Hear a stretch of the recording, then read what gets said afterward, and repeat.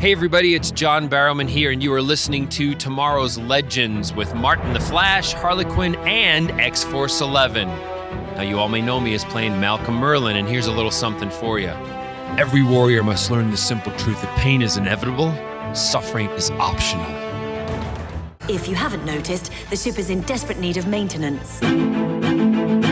In 2016, a new TV show hit the digital airwaves and needed a podcast dedicated to chronicling its adventures. An elite team has been assembled for this task. Unfortunately, the world's listeners have not heard of this Wonder Twin duo. And although they may not be known now, in the future they will be referred to as Tomorrow's Legends. Welcome to Tomorrow's Legends, where we're discussing Season 7, Episode 9 of Legends, Lowest Common Demoninator. I see that title and I just think of Dr. Doofenshmirtz. It's my Denominator. But anyway, I am X-Force 11. And I'm Harley Quinn. Hello, Legends. And we are still without Flash. He's under the weather, as you will hear from our Superman and Lois. He's got the COVID, and so we're plugging along without him. But we're gonna discuss this episode of reality TV-based Legends tonight. But first up, I've got a little piece of news. We interrupt this podcast for a special report.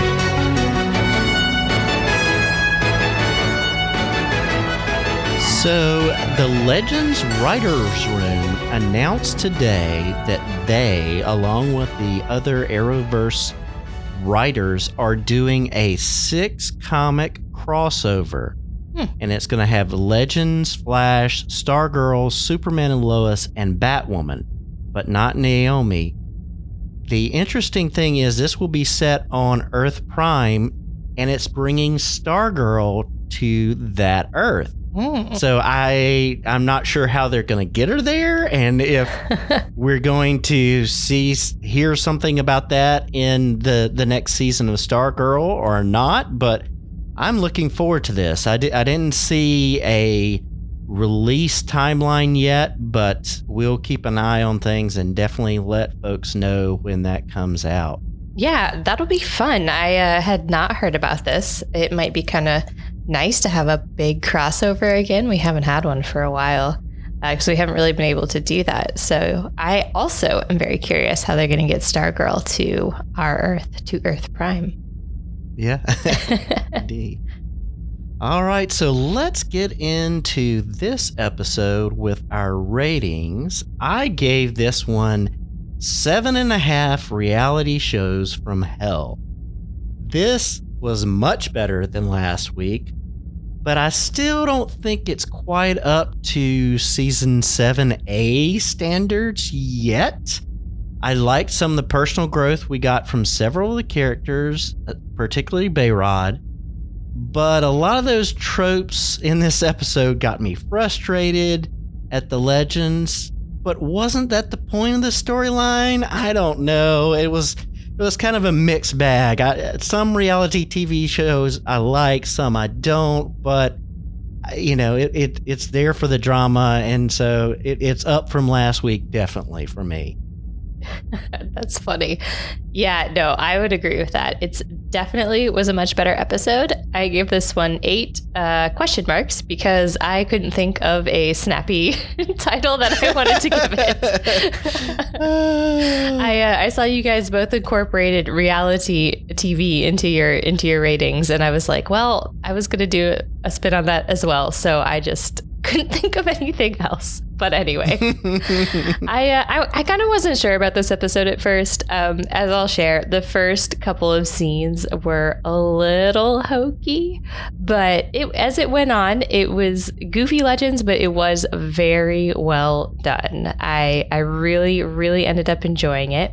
And I've been trying to figure out like which reality TV show that each of them have represented. So we've definitely tried to call those out as we went along. And then I also really liked Bayrod's growth and origin story. We're kind of finally getting answers about why he's the chill stoner guy. Finally. Mm-hmm. Yeah, definitely. All right, and Flash gave this one 7.5 seasons of reality legends. See? When the writers actually go for smartly written humor with some of the creativity, the show is much better as opposed to when they rely on the stupid humor escape route. I loved how this became a mockery of reality TV, with different elements from all of the big ones. Of course, Spooner was my favorite part because I'm a Survivor junkie myself. All the confessionals, the weird camera angles, the over-the-top ridiculousness of it all, it was truly well put together. Although it had nothing to do with anything in the end, and now Gideon wants to stop World War I, it was just pure Legends fun with a hint of the movie Clue thrown in. Oh, yeah. Everyone looked great too. Hair and makeup were spot on. Guess that's reality/non-reality for you, but Katie was gorgeous in this episode. Oh, good stuff. Yes, lots of good points. And we're going to dig into them. Yes, indeed. Meanwhile, at the Hall of Justice. All right, so this was kind of tough to break up. And so I've got a setup at the beginning, a closing at the end, and then we'll kind of deal with the couples and trios in the middle. But for the setup of this, we were rushed out of the 40s to escape the Robo-Legends, and Gideon is asked to take them home. And she lands Gwen's time machine in the pocket dimension hell manor. And they decide not to jump out until Gideon is better, and they have a plan, so I like that. But I knew something was up there because it just seemed like they steamrolled Gideon and didn't treat her like a person. You know, I know that they just seen Bishop die and realized that they're trapped, but that just really bugged me. Yeah, no, I'm with you. That bugged me too, for sure. And I feel like they're definitely still just trying to come to terms with her humanity. They, in a lot of ways, still treat her as the AI. And she is that, yes, but she's now human and she's like a real person, and that comes with emotions and feelings, as we are going to see throughout this episode. Indeed, yeah. And then we get Gwen. He is hearing Alan's voice, and he opens a door and he faints. And let me just say, he faints a whole lot in this episode. But because he faints with the doors open, it lets in the cursed crew, which is this invisible film crew, cursed to work for Harris until they film something authentic. And so this was, interesting setup here. It was. And this is the part specifically that felt a little hokey for me. I was like, oh, I don't know. But I'll be cautiously optimistic. And as it turns out, they did it really well. And I did really enjoy the episode. But yeah, when they revealed the crew, I was like, oh, I don't know if I'm going to like this. This might be too meta. We'll see. Yeah. I think with having to add, I think it was good that they added in Harris, so it wasn't just them bumping up the drama. Yeah. So. All right, so we're going to kind of break it down by the different groups, and we'll just kind of discuss those. The first one up is Nate and the Zaris and Spooner, because I didn't know where to throw Spooner in because she was in here, there, and everywhere. Yes. But everywhere, a lot. Yeah. So this cursed crew and the forces of hell behind them are trying to push Nate and Zari 2.0 together using several tropes. I mean, they talk about the friends to lovers. They didn't mention it, but the enemies to lovers. And when that doesn't work out, they pit them against each other and then throw 1.0 in the middle of it. Yep. Classic love triangle. So this is where it got kind of interesting. Nate very, very, very quickly became very Jersey Shore. Yes. I did not watch that episode, but his portrayal was so spot on. Like, I was like, oh, wow, that is Jersey Shore to a T. So I loved that. Yes. I thought Nick Zano did a fantastic job with that particular version of his character. It was very funny. Mm-hmm. And then I actually kind of liked how they used all of those scenes, how they tried to push like Nate and Zari together for different reasons. And they used it to address, and hopefully for the last time, that Nate, he's with Z1 and he can see Z2 in like a totally different way. Like he can be just buddies with her and he can separate, the two of them basically. And so it's just like their resemblance, yes, they're genetically identical. They made a very big point of that throughout the episode. But they're very, very different people, which they also pointed out, which I thought was very funny. So I like that they kind of are trying to hopefully get that on the open, finally put that to bed. Yeah. And then the same thing with the idea that Nate does not want to move into the totem, because I feel like they've kind of been like hinting at that. Maybe he's dragging his feet or whatever. And so even though the writers are for whatever reason kind of dragging that transition out, I do like the idea that they established that no, he's not really reticent, like he's ready to move in. It's just they're trying to get things set up, whatever that means. Yeah, and I like that because like you said, it's like identical twins. Yes. But that were separated at birth or something like that. Because they are totally different. And we see that, but it is kind of hard because it's such a unique situation and the way they did it in this episode. And I also like the fact that they address 2.0's love of John in this episode too. Yeah. When Nate is wearing John's shirt and just how that she doesn't see, she's not looking at him like 1.0 would. And so I really like in the midst of kind of the airheaded and the reality TV show, they're dealing with character traits in the midst of it and laying some things out in a humorous way. Mm-hmm. Yeah, and that's, I think, really what made this episode shine, was the fact that they were able to do that. Yeah, definitely. So, meanwhile, Spooner is playing Survivor, naked and trying to form alliances with everyone. And this was just hilarious. I watched quite a few seasons of Survivor, probably maybe 2 through 6 or 7, somewhere in there, and then just stopped watching. But yeah, she's being Richard and playing those alliances and triple alliances and everything else, and it was just seeing everybody react to her so differently. It was just crazy. Oh yeah, the original, maybe not the original, there's some before that, but the one that I feel like was a truly big mainstream hit would have been Survivor.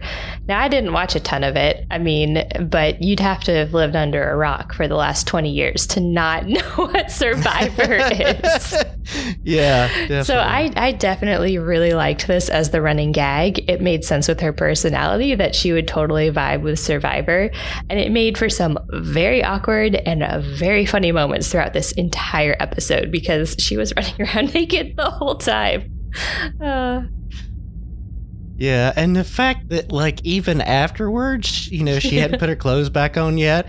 But the what was hilarious is the one time that she was it threw her off is when Ava came at her, and it's put on some clothes, and she's like, what? Oh, it was fun. It was fun. All right, next up is Gideon and Gary. And Gary is trying to look out for Gideon. And both of them are overwhelmed with the feelings that they have for each other, trying to, this new humanity and new relationship for them. And so they very easily fall under the influence of the crew. And Gary admits his love for Gideon. And then Gideon immediately decides to reevaluate their relationship. Oh, yeah. So this was interesting to me because I felt like this is where things kind of maybe got like a little messy, because it was hard to tell like what was directly the crew influence and what was real. And so I think maybe like in their case, the crew was just amplifying what was there. Whereas I feel like with others, they were truly being manipulated. So like Nate and Zari were very clearly being manipulated, but couples like Ava and Sarah and Gary and Gideon, I think they're like underlying, I don't want to say like insecurities, but underlying feelings were definitely being like amped up and coming to the surface way sooner than I think they normally would have. Yeah, definitely. And their lovemaking is so loud that the team goes to find the source. And when they find out that they're a couple, they're just so shocked. And I'm like, okay. I mean, I'm definitely seeing the influence here because I'm like, what? You couldn't see that? I mean, come on. Do you not have eyes? No, I fully believe that they don't give Gideon and Gary like a second thought half the time, because I don't think they see them as full team members. I mean, they haven't seen Gary that way for years because, Gary is Gary and bumbling and wasn't technically part of the Legends, but now he's part of the Legends, but he's really an alien and it's kind of just really complicated. And Gideon's always been there, but she's always been in the background. So I truly think that until the end of this episode, they weren't really viewing them as full team members. So I don't know, but I'm hoping that like moving forward, maybe they won't discount them quite as much. Kudos to Gary for calling them out.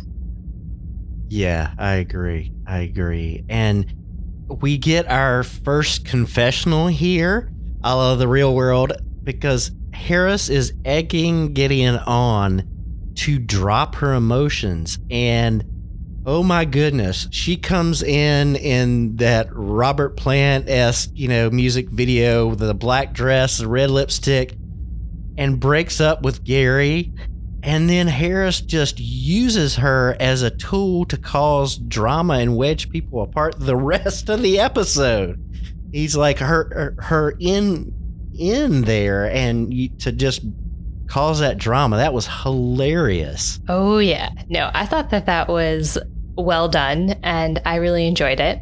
Now, I haven't seen this movie, but Gideon does say something about Knives Out in her confessional. So I was like, ooh, maybe that's what she's like channeling, because she did kind of like have that very like, cool, calm, collected, I guess, AI side of her. And she had that feel. And I was like, I don't know, like something about her vibe right now is reminding me of all the trailers I saw for that movie that I haven't been able to watch, but I would love to watch it.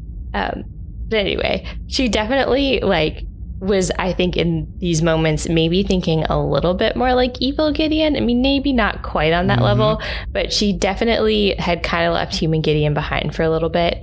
And you're right. She generated conflict for the show. I mean, that's what Harris wanted. He just wanted more conflict, more drama, more sparks to fly. So to our co-captains, Ava and Sarah and Gwen.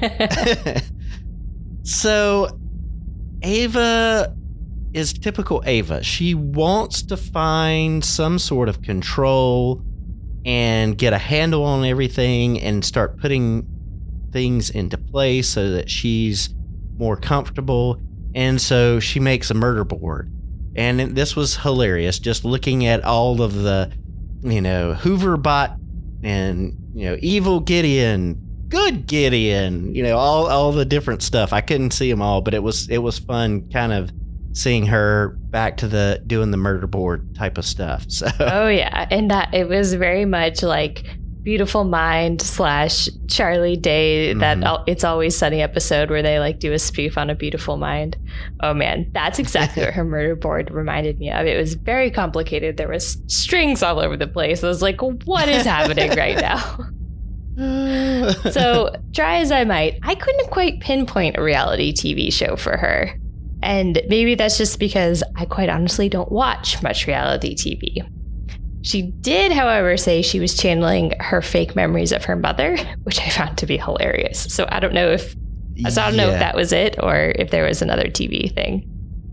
Yeah, I miss that too. I most of the reality stuff that I watch is not like the camera filming stuff. It's like environment and where you're doing in different jobs and that kind of stuff. So I don't know, but definitely they were playing up being the mom and the den mother, and whether that's the reality trope of, okay, somebody's got to step up and be the leader or the mom of the group. I don't know, but it was good.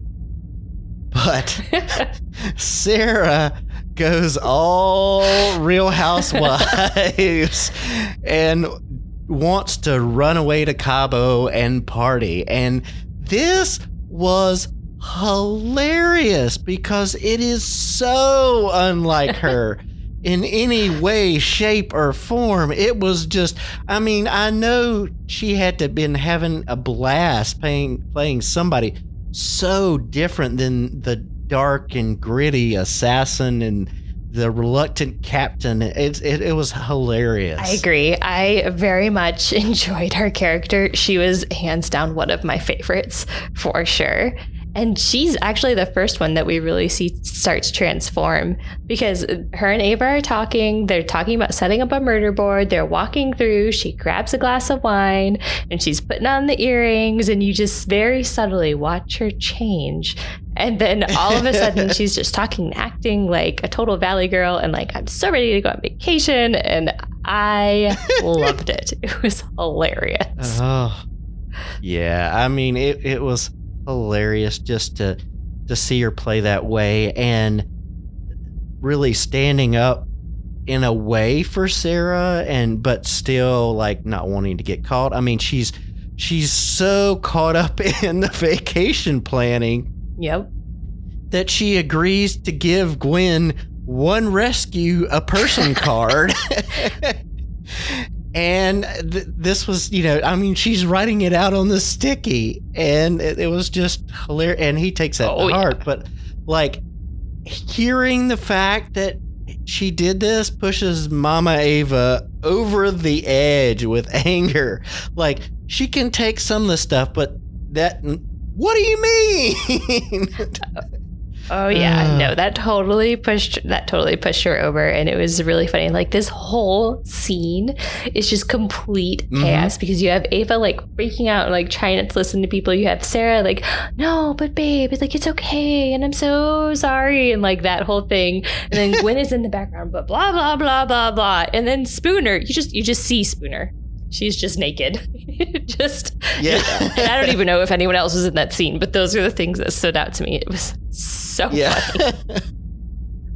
Oh, goodness. Yeah, indeed. And so Gwen, I didn't put this in the notes, but he basically gets egged on to basically stop World War I by not saving Alan, but saving Archduke Franz Ferdinand. and so that just kind of pushes the table scene above and beyond. But anyway, it does. So. Yeah, no, and that definitely comes back at the end. So if you want, we can regroup on it there. Yeah. So this next section is what I kind of feel is the biggest and the most important section. This is the Astra, Behrad, and Harris section.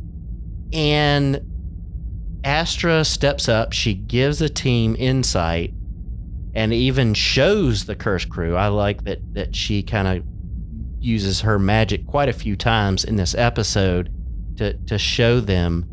And she knows what she has to do. And she seems really confident. She goes out to stop Harris. and she heads out into hell to LCD, the lowest common denominator, Demoninator, whatever productions. And she lays into her old self. I mean, she's berating the receptionist there, and she's even got Harris convinced that all the legends are her souls, and he's gonna let them go. I know. I was really surprised by that. I was like, okay, wait, where are they really going with this episode if she's just accomplished all this and it's only like 10 minutes in? So this was truly a very like interesting character moment for Asha for me, because we really got to see how much the Legends has changed her. And then we get to see the twist is that it also makes her very vulnerable in hell. And we really kind of understand why Asha was the way she was when she joined the Legends, because I think for some of us, she did still feel a little harsh, and we didn't really get it. But we see how things get used against you in hell in this particular episode. So they did a lot with this episode, even though like it didn't really move the story forward. It took our newer characters and it fleshed out their backstory, which was sorely needed. It was needed 2 seasons ago. So I'm glad they finally caught up and gave us what we wanted. Yeah, and it really feels real, because you see this contrast, because Behrad has shadowed her there because he wants to protect her. He wants her not triggered by this. And he really doesn't know her strength. And I think it would be cool to see her dealing with having to be threatened this way, and maybe some fallout from this episode, because when Harris talks about filleting Behrad and puddling him, and she's given the opportunity to start hurting him, and you just see the break there, and you see that power shift. And I'm really curious to see if she's going to kind of open up to Behrad and kind of talk about a little bit more of how she had to be tough and how hard it was to adjust. So I'm really hoping that this opens up some storyline points in the future, because we got a little bit of it explored here, but it really gets cut off because Harris sends them both back to the house so that they can be on camera, and then Behrad just shuts down because he does not want to be on camera. But I'm hoping that we get some more explanation of that in the future. Yeah, no, I agree. I think that's a really good point, and I hope they continue to explore that for her for sure. Yeah, and she has told the Legends what was up, but I mean they were powerless, and she gets back and she is just so frustrated. I mean, she's looking at her weakness not to be able to save everybody, and she's upset about that, and she sees everybody is just completely giving in, and she doesn't know a way out, and she says, okay, here's a way out. We're gonna use a time machine and get out.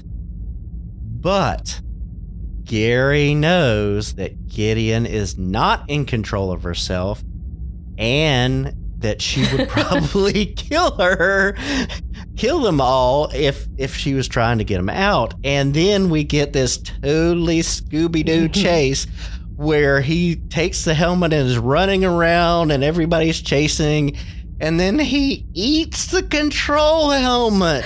Oh my gosh, I know. I was like, oh, is he really going to do it? What is going to happen? So like, my question is, did they ever get the helmet back? Because how are they going to jump if they don't have the helmet to have Gideon control the time machine? I mean, I guess they could just do it and hope for the best, but... Yeah, I don't know. Maybe hopefully he can just like keep it without digesting it. Hopefully, I don't know. Maybe if like he swallows it and then converts to human form, he's not going to digest it. I don't know. We didn't get an answer, and we may see an answer next week. I doubt it, but it will be interesting to see if we get an answer of him talking about coughing up the helmet or whatever. So. Yeah, I know. That's what I'm curious about. I'm like, well, if he ate the helmet, like, how are they going to control the time machine? I mean, I guess they could just use it and hope for the best, but I don't know. We'll see. Yeah, I don't know. But we get some real insight into this episode with the Tarazi family, because we find out that the Tarazis had their own reality show, QT, Keeping Up with the Tarazis. And, this is wild, because Bayrod got recast in a show about his family. And we hear that at first and we're like, what? And then we find out that he couldn't handle the expectations that he felt people had on him. And so he just hid in his room, and he just really reverts to that. And when they get back to the house. And so I thought this was very interesting, of giving us more depth into his character and what really happened with their family, because we had no idea that we knew Zari was a reality star, but we had no clue that it was like the whole family in it. So yeah, no, that was interesting, because it sounds like Zari, she definitely has her own brand, and she was like the main thing, but she clearly ended up roping her family into it for whatever reason. And so, yeah, Bayrod totally started using weed and the gummies like as a coping mechanism to deal with the show, or maybe to deal with like the fallout of the show, however you want to look at that. I mean, he says he's got cameras in his face all the time, and he finally learned that they'd actually leave him alone if he just never actually really reacted or never let anything bother him. So he just kind of became this like boring, chill guy that doesn't let anything get to him, at least has the appearance of it. And so we finally got those answers. Like, we've been wondering, like, why is he the way that he is? It doesn't really make any sense of how he's on the team, and why is he always stoned? Yeah. And it kind of brings in what we've seen of him this season, because he's been cut off from all of that. And it kind of gives us insight that he is becoming more comfortable being who he is. And it takes this thought of new love to kind of push him over the edge. And, we see him going to Nate and Zari at the beginning of the episode and asking about stuff and asking really who he should be. And we get that echoed there at the end, because Harris is kind of pushing him to take the gummies and be the chill guy. And you see him kind of break and really questioning if he wants to be that guy forever. And it's that break where he comes downstairs, he breaks the jar of gummies, and he just lays out his childhood trauma, his feelings and his expectations, his love for Astra. And it's that reality, that authenticity that just breaks the camera crew, the Curse crew out, and Harris loses all the control. But it's really just him snapping. And I think it's a combination of all we've seen this season. And honestly, I'm glad, because I really want more of the Bayrod that we've seen this season, as opposed to the stoner guy, because I think he needs to leave that behind, because everybody's tired of it, and we need some more depth. And I think him discovering who he can be is going to be very interesting, and how that works out is going to be, I think, some good plot elements. Yeah, I think so too. I think this is something we've needed from him for a while. So I'm glad that, again, this episode, for him and for Astra, I think they were the two that kind of got the most backstory, not like filled out, but just, that we really got to understand like why their characters are the way that they are, or I guess were the way that they were. Mm-hmm. And we've been needing that for a while. So yeah, I'm excited to kind of see where his character goes. And now that he's not just going to be like the chill stoner guy. Yeah. So the closing of this episode, we get views of each one of our couples and kind of groups apologizing to each other and kind of coming clean and setting things right. And Gary stands up and has to call a family meeting because none of them have done that for them. And we'll get into that because that's Flash's favorite scene. But I really enjoyed that section as well. And we get this growth in this standing up, and the legends kind of look to Gideon about, okay, what do you want to do next? And she wants to take them to save the Duke and stop World War I. And I'm like, okay. And, it's just, where are you going? It's like, I know you heard Gwen suggest that. I know, what's going on in your mind and thinking that's the best thing. But you would think with her knowledge of history that she would know. I don't know. It's just, that was kind of an interesting play of like, you wouldn't think that from her. I agree. And I think it made it more of like a shock kind of at the end. So I'm really curious to see how next episode plays out, because I want to see how this actually like helps them. I mean, that was the whole thing, is like she's going to take them to the best place that's going to help them basically like defeat evil Gideon. And so, I mean, trying to stop World War I will definitely get Gideon's attention, that's for sure. But how that helps them stop her, I'm not 100% sure. We also need to remember, because as we're talking about World War I, it has just occurred to me, this is not the first time we've been to World War I. So... This will be the third time. Technically, that's true. Technically the third time. So they need to tread carefully. Yeah. We have some of those fixed points and things like that. And, next episode, we get our Reverse Flash Thawne coming in is next episode, and the episode after that. So, it's going to be interesting. Next episode is that bar episode with the time travelers.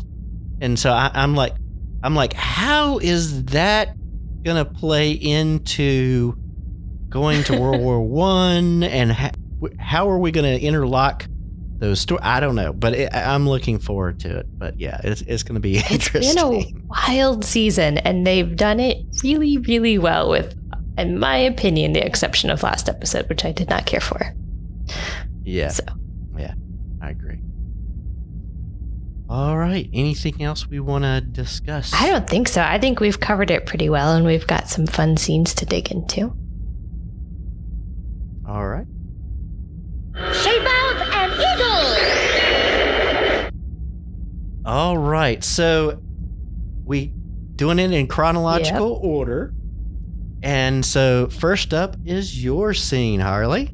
Yes, and we already talked about this one, but it was too funny not to replay. So I have picked Caught in the Act.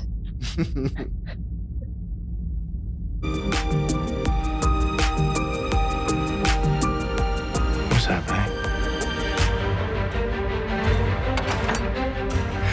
I think we're being manipulated. No. Yes.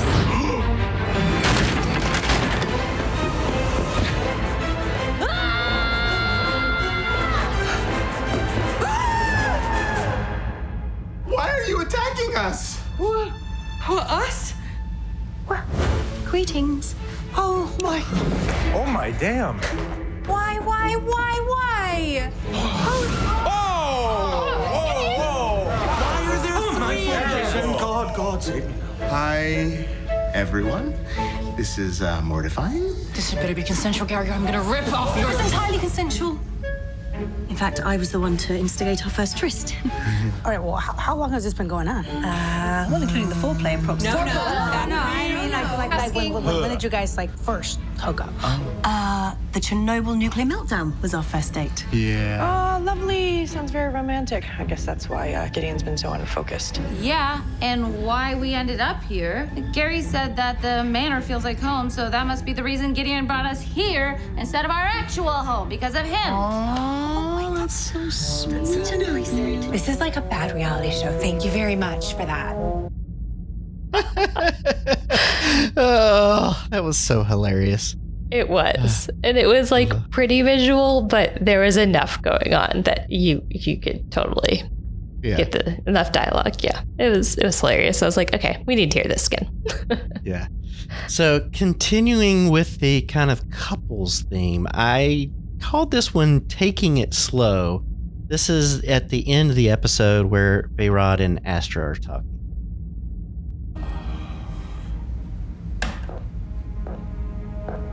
How did you know that would work with the camera guys? I didn't. Just wanted to say how I felt. Right, yeah, the reality show made everyone say crazy things. Not me. That was genuine. A genuine, full-blown freak out in front of the hot girl I've had a crush on forever. Well, who knows? Maybe that girl has a little crush on you, too.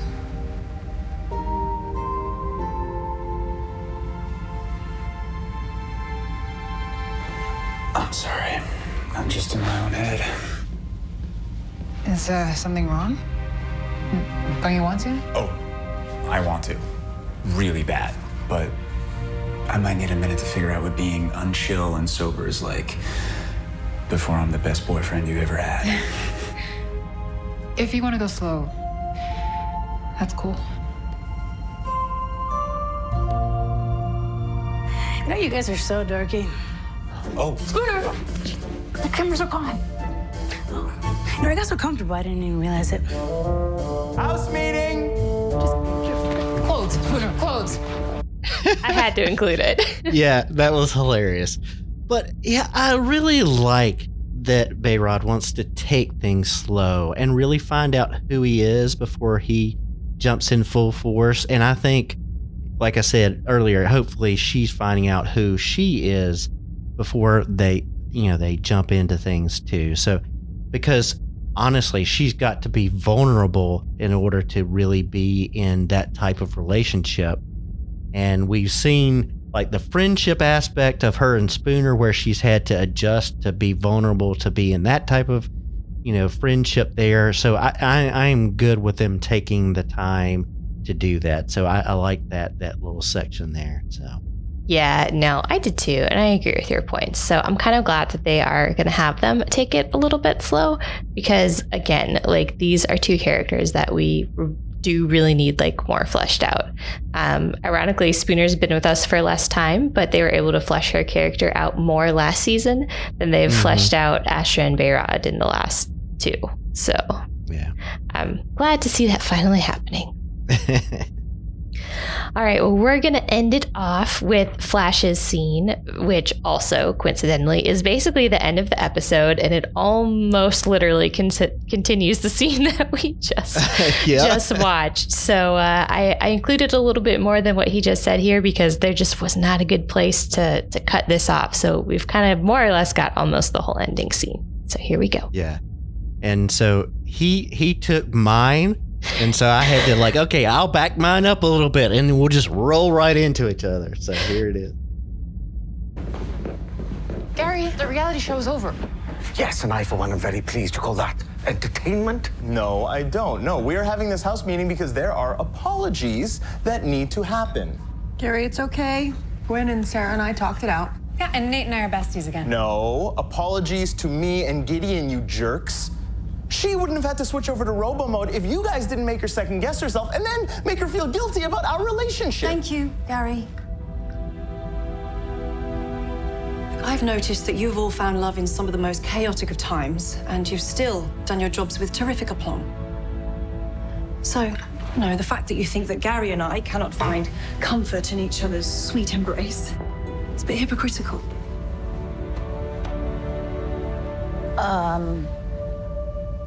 Yeah, actually, you're completely right. And we're sorry. Yeah, we're sorry. Yeah. We're sorry. It's quite nice feeling emotional again. It's like a warm and gooey feeling as opposed to a cold and calculated urge to murder. Say what? Just kidding. I'm quite funny, actually. Funny. But yeah, good stuff. Well, folks, if you want to support us in our endeavors, because we're quite busy right now doing 2 podcasts at a time, this is how you do it. If you'd like to support our podcast, you can do so at our Patreon page at www.patreon.com/tomorrowslegends.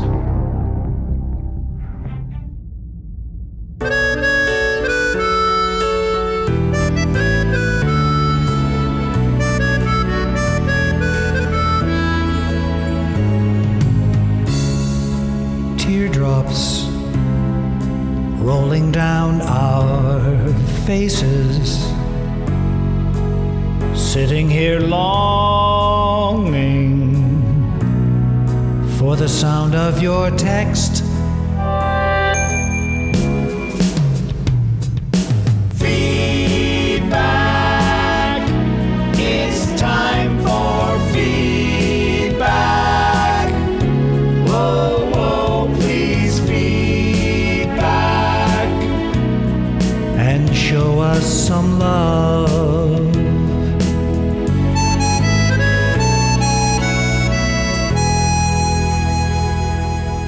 Yeah, I had to do the love feedback theme after this episode. I was going to say, fit the theme. I enjoyed it. All right. Well, first up is an email from Daryl Washington. And he says, I really enjoyed this episode. I really enjoyed watching all Black Gideon manipulate the others. I was disappointed at the lack of Spooner and Astra scenes in the episode. 9 episodes into the new season, Bayrod gets a good scene.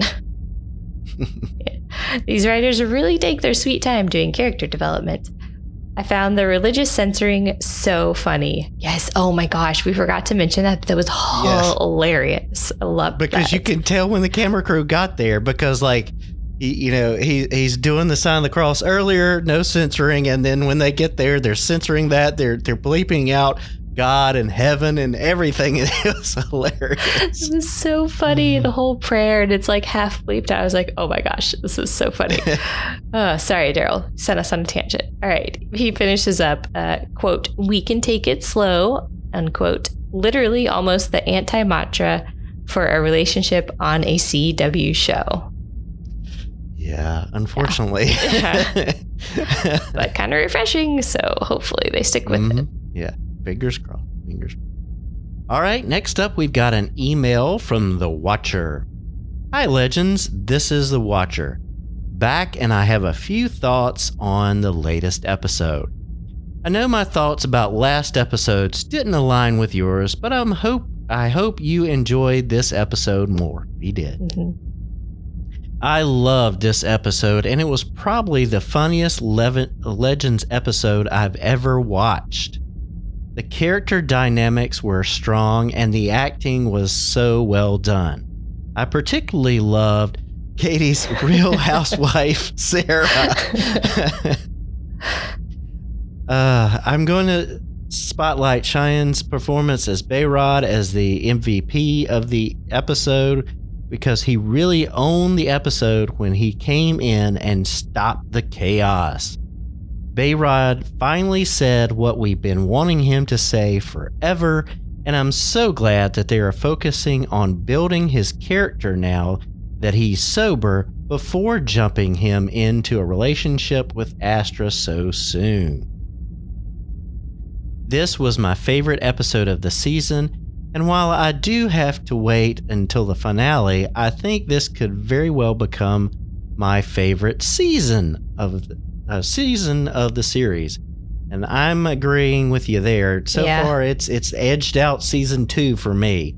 So it's definitely my favorite of the whole run so far. So the season 7 team lineup may be my favorite lineup as well. These 10 and occasionally 11 with OG Zari love her pop up in this episode. Yeah. Proved that this episode they all work so well together and their chemistry as a group is amazing. Hope you legends liked the episode. Signing off, this has been The Watcher. Thanks so much. Thanks. We appreciate it. Yeah, lots of good thoughts. All right, so next up, we have an email from Perry White. Hey, Legendaires, Perry White here with the feedback for the LCD, lowest common Demoninator. That is so hard to say. Mm-hmm. I'm going to give this episode 9.5 unnecessary bleeps out of 10. When I heard the setup for this episode would have our legends trapped in a reality show setting, I was less than whelmed. We had sort of seen that explored in the season 5 ep, the one where we're trapped on TV. But man, was I wholly surprised by how well they used as well as skewered reality TV show conventions. Yes, the highlights for me, in order, were Naked Spooner going full Survivor. I would love to hear Lizeth Chavez talk about that experience and what she wore to simulate nudity. It was so damn fun. Yeah. Bro Nate going full The Situation from Jersey Shore. And yeah, Jersey Shore is my guilty pleasure. Don't judge me. No judgment. Seeing Tala Ash get the Spider-Man pointing meme moment when she got to share the screen with her doppelganger. She is a frickin' treasure, and I'm glad she's on our show. Mm-hmm. Yes, I do enjoy her. Spoiler, I just hope we get the full Spider-Man 3 moment with Zari 1.0, 2.0, and Robo Zari. Oh. That would be fun. That would be interesting. Yeah. Anytime Gary and Gideon get cute or hookup moments together is a bonus. But I also like that we got full-on dispassionate Gideon.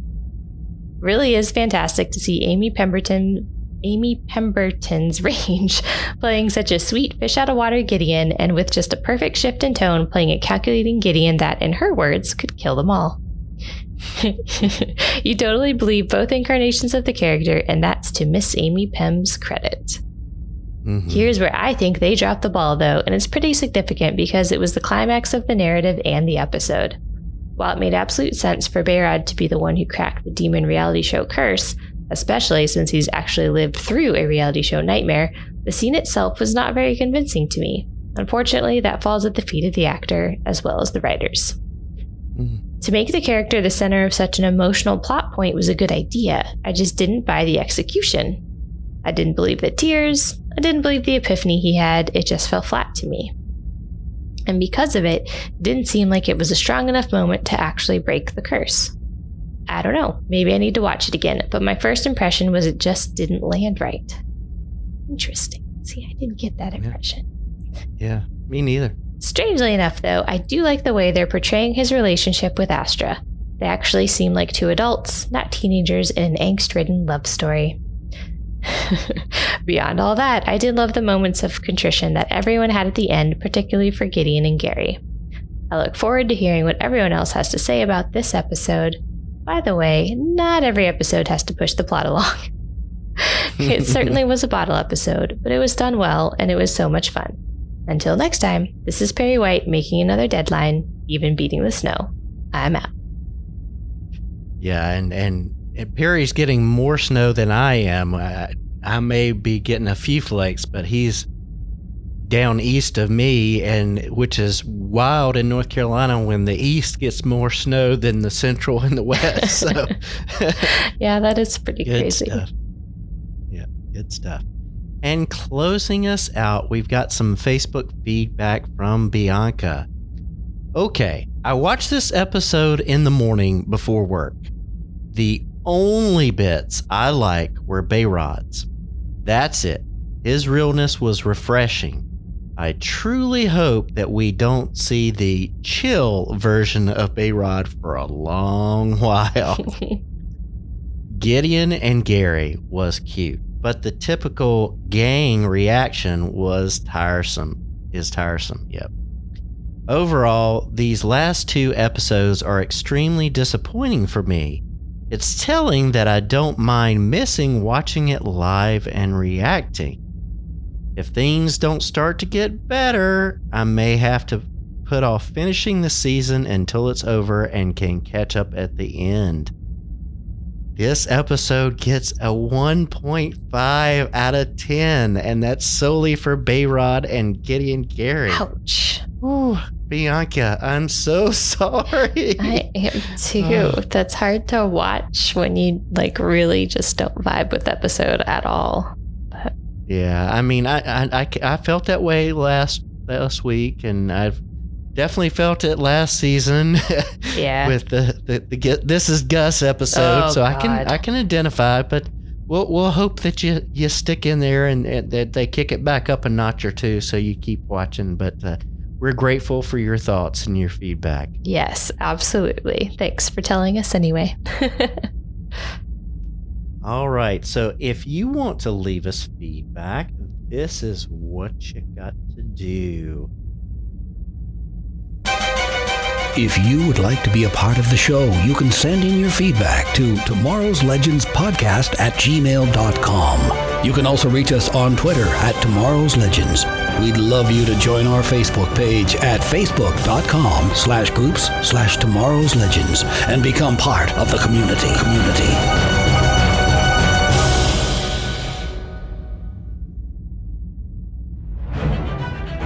All right, folks, we got a little bit of a break, and then we'll be back next week. We've got 2 exciting episodes to come at you with Superman and Lois and Legends, and I'm looking forward to it.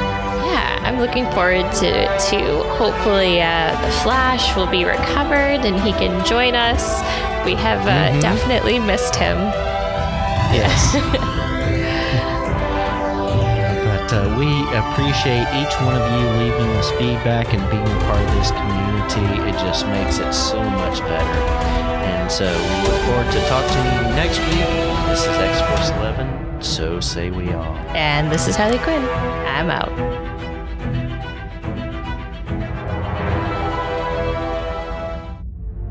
Tomorrow's Legends is not affiliated with CBS, Warner Brothers, or the CW. We're a fan-made podcast for entertainment purposes only and are part of the Cybercast Network.